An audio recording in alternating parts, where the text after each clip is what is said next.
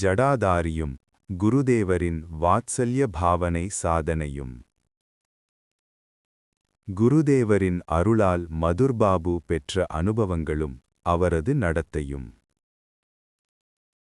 ராணி ராசமணி 1861ஆம் ஆண்டு இறுதியில் காலமானார். அதன் பின்னர் பைரவியான யோகேஸ்வரி காளி கோயிலுக்கு வந்தார்.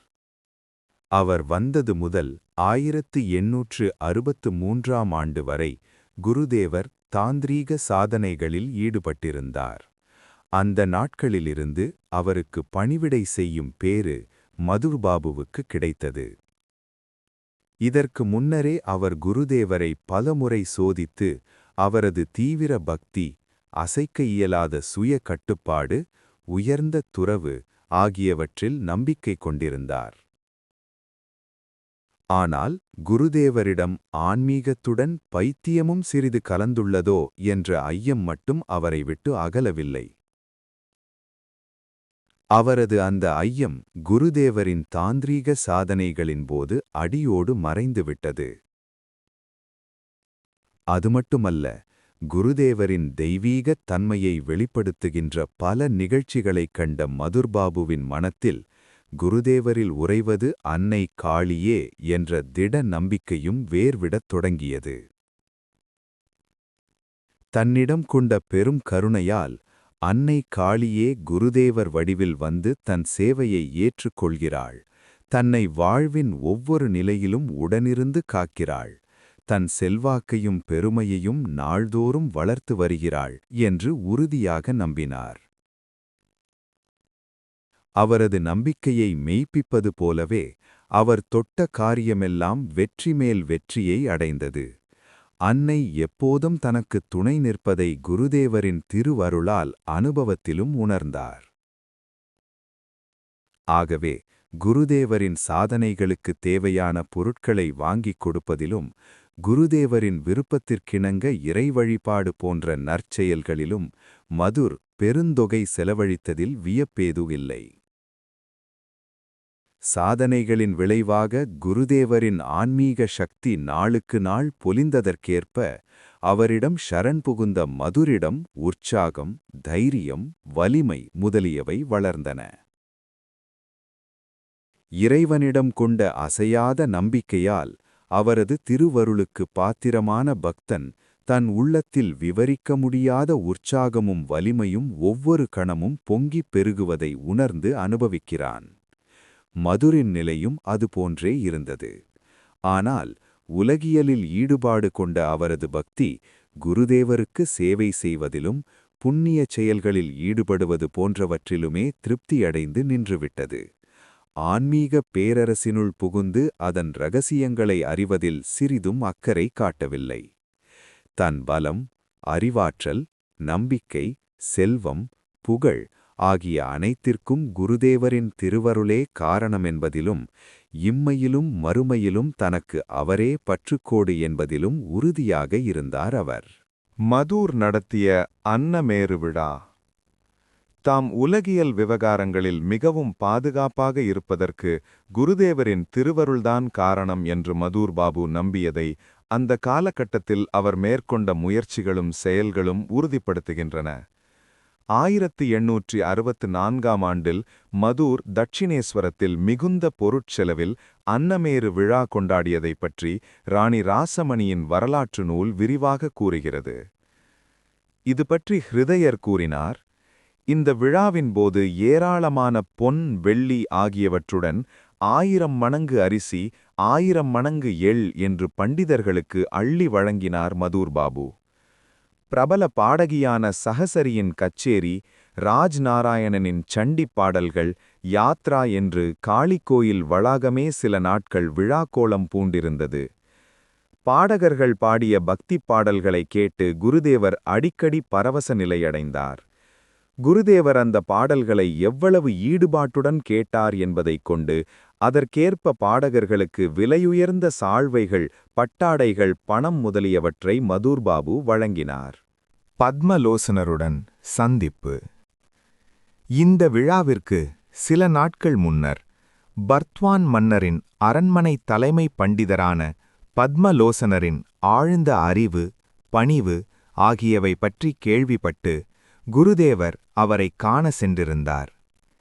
அன்னமேரு விழா காலத்தில் பத்மலோசனரையும் அழைத்து பரிசுகள் கொடுக்க மதுர் பெரிதும் விரும்பியதாக குருதேவர் கூறினார். அந்த பண்டிதர் குருதேவரிடம் மிகவும் பக்தி கொண்டிருந்தார் என்பதை அறிந்த மதுர் ஹிருதயர் மூலமாக அவருக்கு அழைப்பு விடுத்தார்.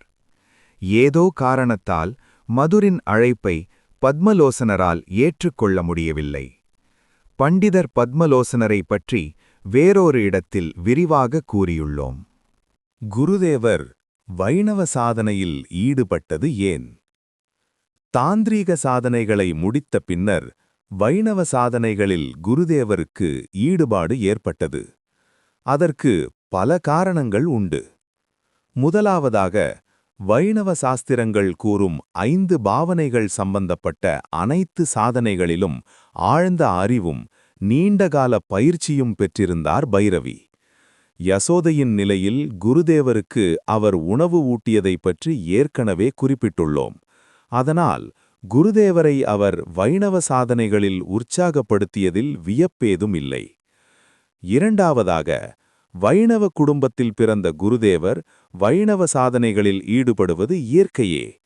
காமார்பூக்கூர் பகுதியில் இந்த சாதனை முறைகள் பிரபலமாக இருந்ததால் சிறுவயது முதலே இவற்றில் ஈடுபாடு கொண்டிருந்தார் குருதேவர். மிகவும் முக்கியமான 3வது காரணம், பிறப்பிலிருந்தே குருதேவரிடம் ஆண் பெண் இருபால் இயல்புகளின் ஓர் அற்புத சங்கமம் காணப்பட்டது. சிங்கம் போன்று எதற்கும் அஞ்சாமை, பராக்கிரமம், எதையும் துருவி ஆராயும் பண்பு என்று ஒருபுறம் ஆண்மையின் ஆதிக்கம் விளங்கியது.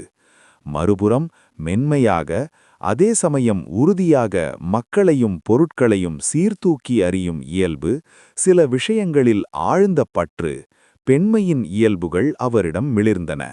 வாத்சல்ய மதுரபாவனை சாதனைகளின் போது குருதேவரிடம் பெண்மை இயல்புகள் தோன்றியது. சாதனையின் முதல் 4 காலத்தில் குருதேவர் வைணவம் கூறும் சாந்த தாச பாவனைகள், குசேலர் மற்றும் விருந்தாவன இடைச்சிறுவர்கள் கண்ணனிடம் கொண்டது போன்ற சகபாவனை ஆகியவற்றில் ஈடுபட்டு வெற்றி கண்டார். ஸ்ரீராமதாசனான அனுமனை லட்சிய புருஷராகக் கொண்டு சில காலம் தாசபாவனை சாதனைகள் புரிந்து சீதா பிராட்டியின் தரிசனம் பெற்றதைப் பற்றி ஏற்கனவே கூறியிருக்கிறோம். இப்போது அவர் வாத்சல்ய மதுரபாவனை சாதனைகளில் மனத்தைச் செலுத்தினார். இந்த காலத்தில் குருதேவர் தம்மை அன்னையின் தோழியாக பாவித்து அவளுக்குச் சாமரம் வீசி பணிவிடை செய்தார். கல்கத்தாவிலோ மதுரின் வீட்டில் துர்கா பூஜையின் போது பெண்ணுடை தரித்து பெண்கள் சூழ்ந்திருக்க அன்னையை வழிபட்டார். அப்போது அவரிடம் பெண்மை உணர்வுகள் மேலோங்கிய காரணத்தால் தாமோர் ஆண் என்பதையே முற்றிலும் மறந்தார். நாங்கள் தக்ஷிணேஸ்வரத்தில் குருதேவரைக் கண்ட ஆரம்ப நாட்களிலும் சில வேளைகளில் அவரிடம் இவ்வாறு பெண்மை இயல்புகள் மேலோங்கி நிற்பதை கவனித்துள்ளோம். அவரால் அப்போது ஆணாகவோ பெண்ணாகவோ இரண்டையும் கடந்த அத்வைத நிலையிலோ இருக்க அன்னையின் அருளால் முடிந்திருந்தது. குருதேவரின் மன இயல்பு. குருதேவரின் சாதனை காலச் சிறப்புகளை புரிந்து கொள்ள வேண்டுமானால் நாம் நமது கற்பனை சக்தியின் உதவியை சற்று நாட வேண்டும். 1855இல் தக்ஷிணேஸ்வர காளி கோயிலுக்கு முதன்முறையாக வந்தபோதும் அதன்பின் சில காலம் வரையிலும் குருதேவர் தாமும் தம் முன்னோர்களைப் போன்று அறவழியில் நின்று இல்லற வாழ்க்கையை மேற்கொள்ள வேண்டுமென்றுதான் மனமாற நினைத்திருந்தார்.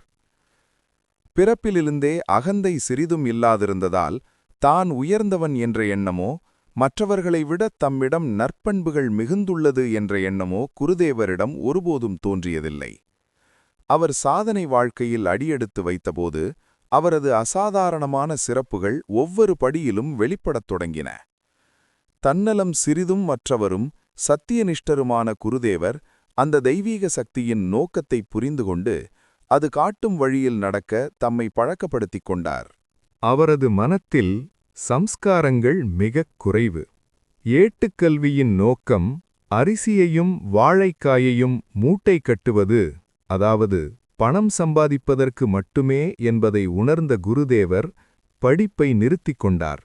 உலக வாழ்க்கையை நடத்த உதவியாக இருக்கும் என்ற எண்ணத்துடன் அவர் அர்ச்சகரானாலும் அதன் பின் இறை வழிபாட்டிற்கு வேறு நோக்கம் இருப்பதை உணர்ந்தபோது இறை காட்சி பெறத் துடிக்கும் பித்தரானார். கடவுளை உணர்வதற்கு முழுமையான சுய கட்டுப்பாடு இன்றியமையாதது என்பதை உணர்ந்த அவர் திருமணம் செய்து கொண்டிருந்தும் மனைவியை நெருங்கவில்லை. பணத்தை சேமித்து வைப்பவனுக்கு கடவுளிடம் முழு நம்பிக்கை ஏற்படாது என்பதால் ஒரு சிறு துரும்பை கூட எதிர்காலத்திற்காக சேமித்து வைத்துக் கொள்ளாததோடு அத்தகைய எண்ணத்தையே மனத்திலிருந்து அகற்றிவிட்டார். இவற்றை நினைத்துப் பார்க்கும்போது சாதாரண மக்களின் மனத்தில் மோகத்தையும் பந்தத்தையும் உண்டாக்கக்கூடிய எதுவும் சிறு வயதிலிருந்தே அவர் மனத்தில் எந்தவிதமான பாதிப்பையும் உண்டாக்கவில்லை என்பது விளங்குகிறது. சாதனையில் ஈடுபடும் முன் அவரது மனம் சிறு வயதிலிருந்தே குருதேவருக்கு நல்ல நினைவாற்றல் இருந்தது. ஒருமுறை கேட்ட எதையும் அவரால் அப்படியே திருப்பிச் சொல்ல முடிந்தது. அது மட்டுமின்றி அவர் மனத்தில் அது ஒருபோதும் அழியாமல் பதிந்தும் விடும். ராமாயணம் போன்ற காவியம், நாடகம், கதை, யாத்ரா போன்றவற்றை ஒரே ஒருமுறை கேட்டுவிட்டு பின்னர் நண்பர்களுடன் காமார்புக்கூரின் வயல்வெளிகளில் திரிகின்றபோது அப்படியே திருப்பிச் சொல்வது பற்றி ஏற்கனவே கூறியிருக்கிறோம். எனவே குருதேவர் 3 முக்கியமான பண்புகளுடன் சாதனை வாழ்க்கையில் புகுந்தார் என்று சொல்லலாம். இதுவரை கண்டிராத சத்தியநிஷ்டை, அசாதாரணமான நினைவாற்றல், கொண்ட குறிக்கோளை செயல்படுத்தும் தீவிரம் ஆகியவையே அந்த பண்புகள். வாழ்க்கை முழுவதும் முயன்றால் கூட சாதாரண சாதகன் ஒருவனால் அடைய முடியாதவையான ஆன்ம தாகம், சுய கட்டுப்பாடு முதலிய குணங்களை அடித்தளமாக கொண்டு அவர் தமது சாதனை வாழ்க்கையில் முன்னேறினார். எனவே குறுகிய காலத்தில் பெரு வெற்றி பெற்றுவிட்டதில் வியப்பேதும் இல்லை. தாம் மேற்கொண்ட சாதனைகள் ஒவ்வொன்றிலும் 3 நாட்களில் அவர் வெற்றி கண்டார். இதை பற்றி அவர் கூறும்போது நாங்கள் கொண்ட வியப்புக்கு அளவே இல்லை. அதற்கு காரணம் அவருக்கிருந்த அசாதாரணமான மன அமைப்பை பற்றி அப்போது துளிகூட நாங்கள் அறிந்திருக்காததுதான். குருதேவரின் அசாதாரண மனம். சில எடுத்துக்காட்டுகள். குருதேவரின் வாழ்க்கையில் நிகழ்ந்த சில சம்பவங்களை பார்க்கும்போது இது இன்னும் தெளிவாகும். சாதனை காலத்தின் ஆரம்பத்திலேயே நிலையானது நிலையற்றது ஆராய்ச்சியில் ஈடுபட்டு குருதேவர் ஒரு கையில் மண்ணையும் மறு கையில் நாணயங்களையும் எடுத்துக்கொண்டு பணம் மண், மண் பணம் என்று சொல்லி இரண்டையும் கங்கையில் எறிந்ததை நாம் அறிவோம். அவற்றுடன் மனித மனத்தின் அடித்தளத்தையே அசைத்துவிடும் பொன்னாசையை தம் மனத்திலிருந்து வேருடன் பிடுங்கி கங்கையில் எறிந்துவிட்டார் அவர். சாதாரண மக்கள் எந்த இடத்திற்கு சென்று வந்த பின் உடனே குளிக்க வேண்டும் என்று நினைக்கிறார்களோ அப்படிப்பட்ட அசுத்தமான இடங்களை அவர் தம் கைகளால் சுத்தம் செய்தார். அவர் மனம் பிறவியிலிருந்தே உயர்ந்த ஜாதி, தாழ்ந்த ஜாதி என்ற எண்ணத்திலிருந்து விடுபட்டிருந்தது. தீண்டத்தகாதவர்கள் என்று பிறரால் வெறுத்து ஒதுக்கப்பட்டவர்களை விட தாம் எவ்விதத்திலும் உயர்ந்தவர் அல்லர் என்ற எண்ணம் அவரிடம் நிலை பெற்றிருந்தது. தம்மை அன்னை பராசக்தியின் குழந்தையாக கண்டபின் அந்த அன்னையே உலகின் எல்லா பெண்களும் அன்னையின் வடிவங்களாக இருப்பதை உணர்ந்தார் அவர். அதன்பின் எந்த பெண்ணையும் அன்னையன்றி வேறு கண்ணோட்டத்தில் பார்க்க அவரால் இயலவில்லை. எந்த கருத்தையும் நன்கு புரிந்து கொண்டு அவற்றை செயல்படுத்தும் அசாதாரணமான ஆற்றல் குருதேவரிடம் இருந்ததால் மட்டுமே அவரால் இவற்றை வெற்றிகரமாக செய்ய முடிந்தது. இந்த நிகழ்ச்சிகளை நம்ப நாம் தயங்குகிறோம். ஏனெனில் நம்மிடம் செயல்திறன் என்பதே இல்லை. மண்ணையும் பணத்தையும் 1000 முறை நாம் கங்கையில் எறிந்தாலும் நமது பணத்தாசை மறைவதில்லை. அசுத்தமான இடங்களை எத்தனை முறை துப்புரவு செய்தாலும் நமது அகந்தை அழிவதில்லை. பெண்கள் அனைவரும் அன்னையின் வடிவங்களே என்று வாழ்நாள் முழுவதும் கேட்டாலும் நடைமுறையில் அவர்களை அன்னையாக நினைக்க முடிவதில்லை. நமது மனமும் அதன் ஆற்றல்களும் முன்வினை என்ற வலிமைமிக்க சங்கிலியால் கட்டுண்டு கிடக்கின்றன. எனவே நாம் முயன்றால் கூட அவரைப் போல வெற்றி பெற நம்மால் முடிவதில்லை. சுய கட்டுப்பாடின்றி, செயல்திறனின்றி, முன்வினையால் கட்டுண்டு கிடக்கின்ற மனத்துடன் நாம் இறைக்காட்சி பெறுவதற்காக சாதனை உலகில் நுழைகிறோம். ஆகவே அவர் பெற்றதைப் போல நாம் பலன் பெறுவதில்லை. குருதேவரைப் போல அசாதாரண மனம் படைத்த ஒருவர் 4-5 நூற்றாண்டுகளுக்கு ஒருமுறையாவது இவ்வுலகில் தோன்றுவாரா என்பது ஐயத்திற்குரியதே. சுய கட்டுப்பாடு உடையதும் செயல்திறன் மிக்கதும் பழைய சம்ஸ்காரங்கள் அடியோடு அற்றதுமான அவரது மனம் எங்கும் கண்டிராத ஏக்கத்துடனும் தாகத்துடனும் 8 ஆண்டுகள் உணவு உறக்கம் துறந்து அன்னையின் திருக்காட்சிக்காக தீவிரமாக முயன்று எத்துணை சக்தி வாய்ந்ததாகத் திகழ்ந்தது, ஞான திருஷ்டியுடன் எவ்வாறு சாதனைகளில் வெற்றி கண்டது என்பதை நம் மனத்தால் கற்பனை செய்துகூட பார்க்க முடியாது. குருதேவரின் விருப்பப்படி மதுர்பாபுவின் சாது சேவை. ராணி ராசமணியின் மறைவிற்குப் பின்னரும் கோயில் பூஜை பணிகள் சிறிதும் பாதிக்கப்படவில்லை என்பதை நாம் முன்னரே கூறியுள்ளோம்.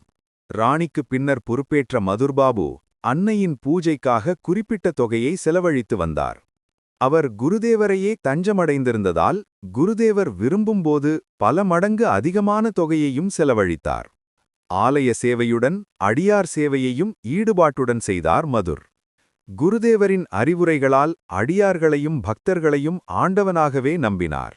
எனவேதான் அவர்களுக்கு உணவு மட்டுமின்றி அன்றாட தேவைகளுக்கான துணிமணி, செம்பு, போர்வை முதலியவற்றையும் கொடுக்க குருதேவர் விழைந்தபோது அவற்றிற்கென ஓர் அறையையே ஒதுக்கிவிட்டார் மதுர்.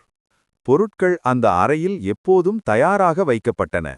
அவை குருதேவரின் விருப்பப்படியே சாதுக்களுக்கு அளிக்கப்பட வேண்டும் என்றும் கோயில் அதிகாரிகளுக்கு ஆணையிட்டார் மதுர்பாபு.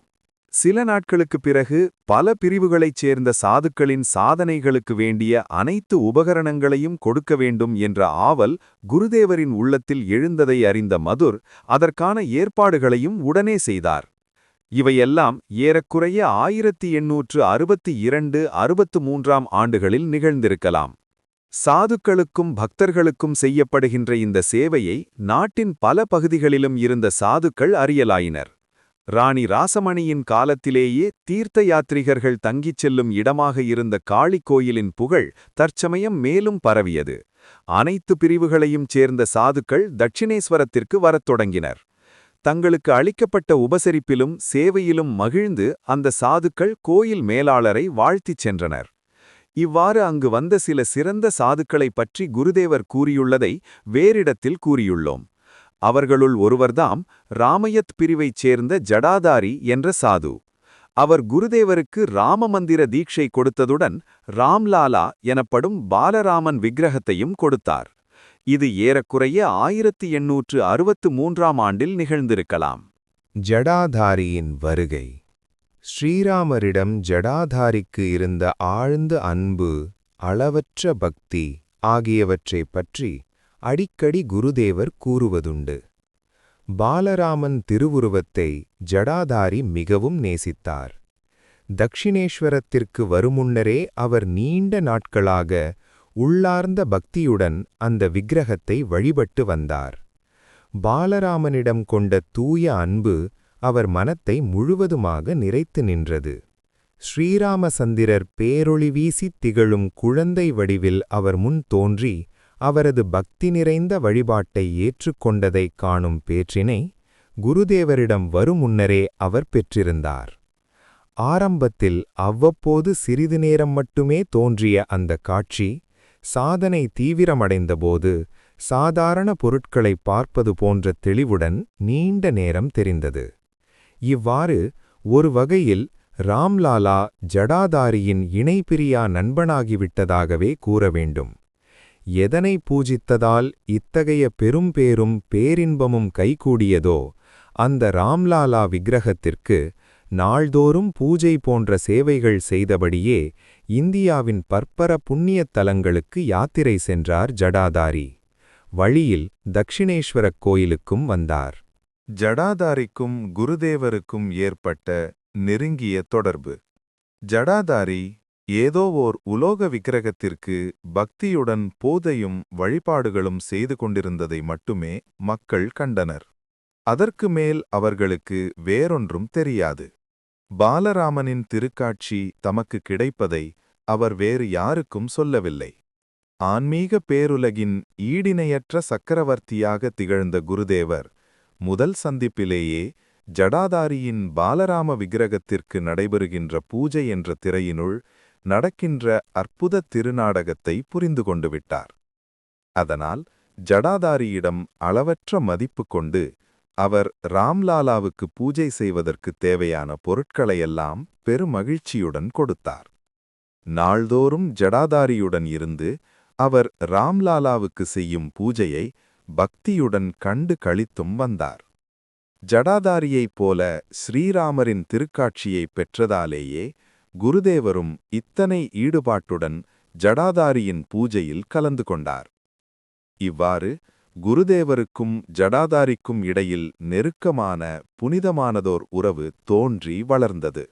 பெண்மை இயல்பு ஓங்கியிருந்தபோது குருதேவர் வாத்சல்ய பாவனையில் ஈடுபட்டது. இந்த நாட்களில் குருதேவர் தம்மை ஒரு பெண்ணாக பாவித்து சில காலம் சாதனைகளில் கழித்தார் என்பதை ஏற்கனவே குறிப்பிட்டிருக்கிறோம். உள்ளத்தில் எழுந்த தீவிரமான ஆர்வத்தால் தூண்டப்பட்ட அவர் அன்னையின் இணைபிரியா தோழியாக தம்மை எண்ணி பெண்வேடம் தரிப்பது, மலர் மாலைகள் தொடுத்து அன்னைக்கு அணிவிப்பது, மதுர்பாபுவிடம் கூறி விதவிதமான ஆபரணங்கள் செய்து அன்னைக்கு அணிவிப்பது, அன்னையின் திருமேனியை குளிர்விக்கச் சாமரம் வீசுவது, அன்னையை மகிழ்விப்பதற்காக அவள் முன் ஆடி பாடுவது என்று ஒரு பெண்ணாகவே வாழ்ந்தார். ஸ்ரீராமரிடம் குருதேவருக்கு இருந்த பக்தி ஜடாதாரியின் தொடர்பினால் வளர்ந்து பெருகியது. அவரும் ராம்லாலா விக்கிரகத்தில் பாலராமனை கண்கூடாக காணலானார். தம்மை பெண்ணாக பாவித்து வந்த குருதேவரின் உள்ளம் அந்த தெய்வக் குழந்தையின்பால் ஒரு தாயின் வாத்சல்யத்தால் நிரம்பியது. தாய் தன் குழந்தையிடம் எப்படி பாசமும் பற்றும் கொள்வாளோ அவ்வாறே குருதேவரும் அந்த தெய்வக் குழந்தையை நேசிக்கலானார். ராம்லாலா விக்கிரகத்தின் முன் அமர்ந்து நேரம் போவது தெரியாமல் அந்த திவ்யமூர்த்தியின் தெய்வீக அழகை பருகிக் கொண்டிருப்பார். அந்த பிள்ளை ராமன்தான் குருதேவரிடம் எத்தனை விதமாக லீலைகள் செய்தான். மற்ற எல்லாவற்றையும் விட அவனது இனிய பிள்ளை குறும்புகளே நாள் முழுதும் தம்மை அவன் அருகிலேயே இருக்கச் செய்தது என்று குருதேவர் எங்களிடம் கூறினார். குருதேவரை எதிர்நோக்கி அவன் காத்திருப்பான். அவர் செல்ல தாமதமாகிவிட்டால் தவிப்பான். எவ்வளவு தடுத்தாலும் கேட்காமல் அவர் செல்லும் இடங்களுக்கெல்லாம் பின்தொடர்வான். எந்த எண்ணம் தோன்றுமோ அதன் உச்சியை எட்ட குருதேவர் முயன்றார். இது சரியா தவறா? குருதேவரின் விடாமுயற்சியுடைய மனம் எந்த ஒரு வேலையையும் பாதியில் விடுவதில்லை. வெளியுலகச் செயல்களில் மட்டுமின்றி உள்ளுலகிலும் இந்த இயல்புடையதாகவே அவரது மனம் இருந்தது. உள்ளத்தில் ஏதாவது எண்ணம் எழுந்துவிட்டால் அதன் எல்லையை காணாமல் விடமாட்டார் அவர். அது நல்லதா? மனத்தில் எப்போதும் நல்லெண்ணங்கள் மட்டுமே தோன்றக்கூடும் என்று நம்ப முடியாது. ஆகவே எண்ணங்களாகிய குதிரையை கட்டுப்பாடு என்ற கடிவாளத்தால் அடக்கி வைப்பதுதான் முறை என்று சிலர் எண்ணக்கூடும். மேலே கூறியவை அறிவுக்குப் பொருந்தியவைதாம், ஏற்றுக்கொள்கிறோம். ஆனால் நாங்கள் சொல்லவும் சில கருத்துக்கள் இருக்கின்றன. குருதேவரை போன்றவர்கள் எண்ணங்களை ஒருங்கிணைக்க வேண்டியதில்லை. அதன் காரணம் காமத்திலும் பணத்திலும் பற்றுக்கொண்டு அவற்றுக்கு அடிமைப்பட்ட மனித மனத்தை முற்றிலுமாக நம்பக்கூடாது என்பது மறுக்க இயலாத உண்மை. எனவே சாதாரண மக்கள் தங்கள் எண்ணங்களின் பின் செல்லாமல் அவற்றை கட்டுப்படுத்தியே தீர வேண்டும். இதில் எள்ளளவும் சந்தேகமில்லை. ஆனால் சில அபூர்வமான சாதகர்களிடம் சுய கட்டுப்பாடு என்பது மூச்சு விடுவதைப் போன்ற இயல்பான ஒன்றாக கடவுள் அருளால் அமைந்துவிடுகின்றது என்று வேதங்களும் மற்ற சாஸ்திரங்களும் கூறுகின்றன. அவர்களின் மனங்கள் பெண்ணாசை, பொன்னாசை கவர்ச்சிகளிலிருந்து முற்றிலும் விடுபட்டு நற்கருத்துகளின் உறைவிடமாக மாறிவிடுகின்றன. அன்னையிடம் சரண் புகுந்துவிட்ட ஒருவரது மனத்தில் அவள் அருளால் தீய எண்ணங்கள் தலை தூக்குவதே இல்லை என்று குருதேவர் கூறுவதுண்டு. ஒருபோதும் அன்னை அவர்களை தவறான வழியில் செல்லவிட மாட்டாள் என்பார் அவர். இந்த நிலையை அடைந்துவிட்ட ஒருவர் தம் ஒவ்வொரு எண்ணத்தையும் நம்பலாம். அது அவருக்கு கேடு செய்யாது என்பது மட்டுமின்றி பிறருக்கு மிகுந்த நன்மை செய்வதாகவே அமையும். அந்த நிலையில் உடலோடு தொடர்பு கொண்டு உலக இன்பங்களை துய்ப்பதில் திருப்தியடையாத சுயநலம் மிக்க குறுகிய நான் என்பது எங்கும் நிறைந்திருக்கின்ற ஆனந்தமயமான கடவுளாகிய பரந்த நான் என்பதுடன் ஒன்றிவிடுகின்றது. எனவே அத்தகைய ஒருவரிடம் தன்னலம் இன்ப நாட்டம் என்ற பேச்சுக்கே இடமில்லாமல் போய்விடுகிறது. அனைத்து உயிர்களுக்கும் கருளை செய்யும் இறைவனின் திருவுள்ளம் இப்படிப்பட்ட மனிதரின் மனத்தில் உலக நன்மைக்கான பல்வேறு எண்ணங்களாகத் தோன்றிப் பரிணமிக்கிறது. இந்த நிலையை எய்திவிட்ட சாதகன், நான் எந்திரம், இறைவா, நீயே அதை இயக்குபவன் என்பதை இதயபூர்வமாக உணர்கிறான். தன் மனத்தில் தோன்றும் உணர்ச்சிகளும் எண்ணங்களும் எல்லாம் இறைவனின் திருவுளப்படியே தோன்றுகின்றன என்ற எண்ணம் அவனது உள்ளத்தில் ஆழ்ந்து பதிந்திருக்கிறது. எனவே அவற்றை நிறைவேற்றும் முயற்சியில் அவன் சிறிதும் தயக்கம் காட்டுவதில்லை.